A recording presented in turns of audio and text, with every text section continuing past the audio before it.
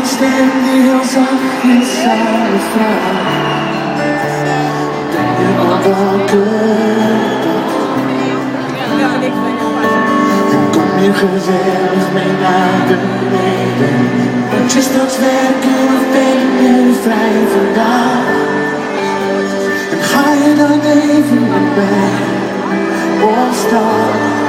En oh, wat gaat de tijd dan snel?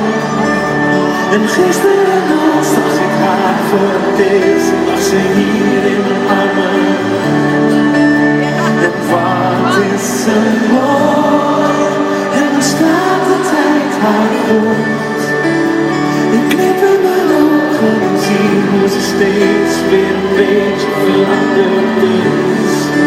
Maar hoe groot ze ook mag zijn, in mijn ogen blijft ze altijd blij. 7:15 op zondagmorgen hoor ik de voordeur zachtjes opengaan. Val ik gerust in slaap, ze is thuis.